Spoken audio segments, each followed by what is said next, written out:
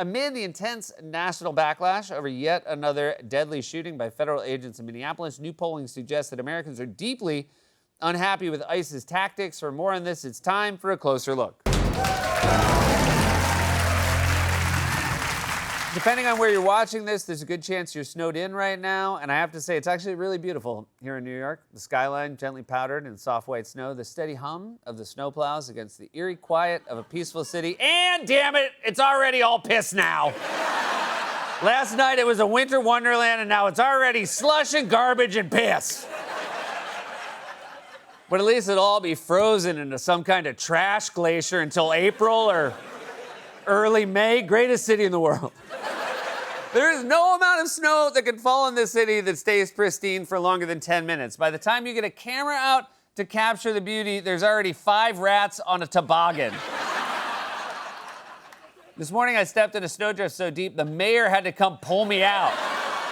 That guy's everywhere, giving interviews outside in the storm, doing shift changes with the snowplows, personally digging cars out of the snow. As a New Yorker, I have to say, it's just weird to have a mayor who seems to actually like the job. I mean, usually the heavy winds that accompany a winter storm in New York come from our mayors sighing at a press conference. Oh, turns out it's bad.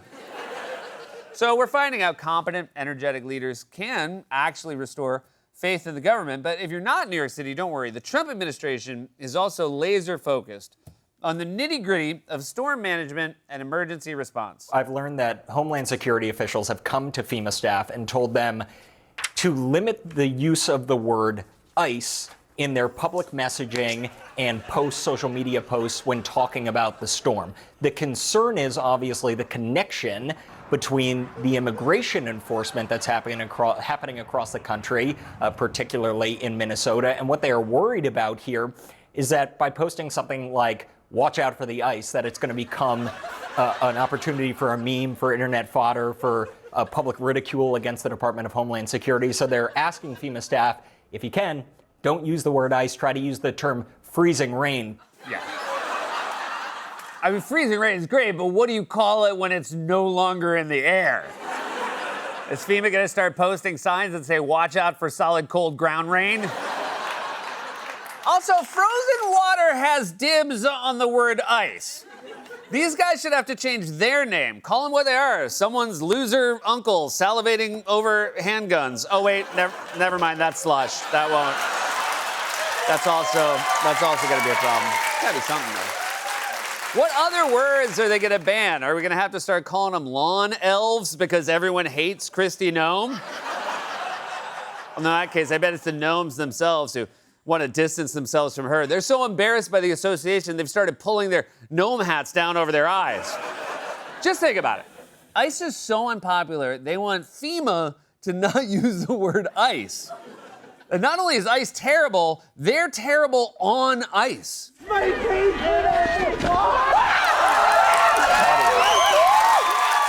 Buddy, did you forget to check for ground rain? We've shown that clip before, and we will show it again. But don't worry, going forward, we will be compliant with the Department of Homeland Security. We've edited the clip to avoid any appearance of freezing rain. I think that's better. And it's not just memes and public ridicule that ICE is afraid of. They're also very mad about what they claim are armies of paid agitators infiltrating Minnesota and using their vast financial resources and underground networks to do pranks. An SUV was just caught dumping water around a federal building to ice the roads so agents and their cars slip and crash. We've seen the so-called mostly peaceful agitators dumping water so that it freezes so that ICE agents fall down. What other acts of violence have they been committing against these agents? Well, Sean, your viewers can see that car was driving, pouring cold water on the ground so that it would freeze the ground in front of our federal law enforcement vehicles. Well, she's obviously very passionate. Oh my God, they poured water on the ground so that it would freeze. They must have learned that from the terrorist mastermind known as Kevin McAllister. What's next? Minnesotans are posting pictures of frozen plates of spaghetti to make ICE agents think the state is haunted by Italian ghosts. And if pouring water on the ground wasn't bad enough, the Trump administration also has evidence that these agitators are deploying the most hurtful weapon of all, the bird. The crowd here out inside of the federal building has been growing all afternoon. A few hundred people out there. They scream and shout and give the finger to agents when they come in or out. The crowd of a couple hundred and a real range of different types of people in that crowd. You can see them giving the finger and swearing at federal agents. If you look at some of the images out of Minneapolis last night, look at this vehicle. Look at what it says. It says F ICE. You have these individuals who are putting their middle finger, proudly so, at the camera. Well, of course, proudly. I mean, the only way to give the middle finger is proudly. If you're giving a timid bird, what's the point? Hey, that guy cut me off!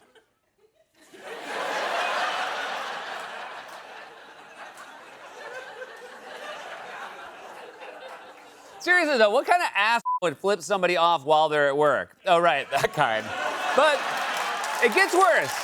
It gets worse, you guys, because the paid agitators flipping off ICE agents have even managed to infiltrate government agencies like the post office. Go home, you United States Postal Service. Do you know how much you have to suck for a postal worker to curse you out? I mean, usually the people cursing are the ones waiting in line at the post office. This is like getting up to the window and saying, I have a package for you, and the postal worker saying, oh, yeah, well, I got a package for you. It's right. What did you say your name was again? Yeah. Here it is. It's so unfair. These poor ICE agents can't even take a snack break at a gas station. And you can tell by looking at them. Getting snacks at the gas station is like their favorite thing. Not only are they not cooperating with law enforcement on the ground there, they're also banning them from public areas. They can't even go in many places to use the restroom or get a cup of coffee or buy a lunch. In fact, a lot of those ICE agents and Border Patrol agents were run out of gas stations, Sandra, this past week. They were just trying to stop and use the bathroom and get a snack. We were set up on rioters who tried to stop us at every point yesterday. Simply using the restroom at a gas station was met with significant resistance.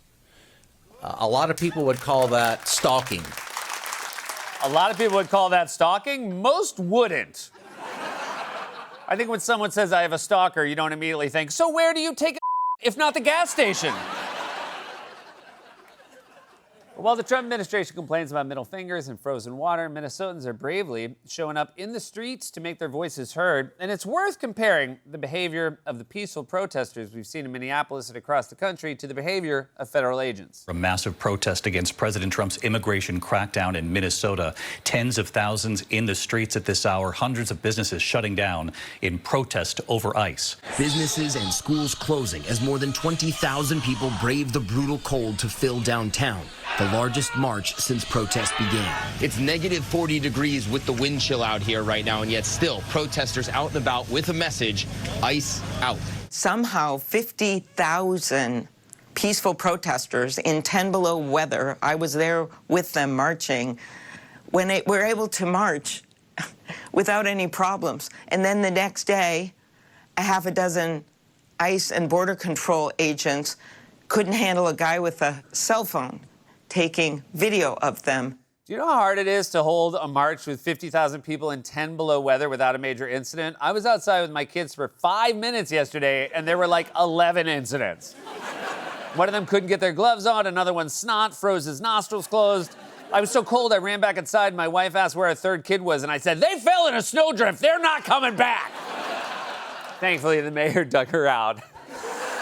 The barbarism and cruelty we've seen on display from our own government has been heartbreaking and infuriating, but the response from the American people has been heartening because they are overwhelmingly on the side of Minnesotans. ICE, DHS, Kristi Noem have been a political disaster because just take a look here. I mean, ICE's net approval rating during Trump's term. You go back to term number one. Look, it's pretty even at 0 points. You go to June 2025, right? That was when all that stuff was going on in Los Angeles. They dropped down. Look at this, minus 17 points, way in the basement. But then after Minneapolis, it's even lower, minus 27 points on the net approval rating of ICE. Of course, this all being done under Kristi Noem. So, no, what's going on in Minneapolis is not popular at all. This has been an absolute political disaster for the President of the United States.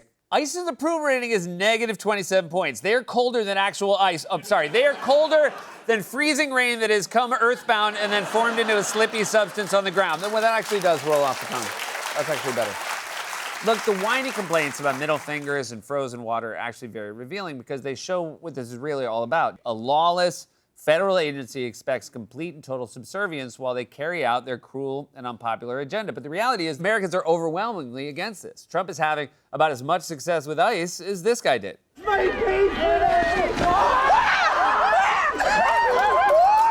This has been a closer look.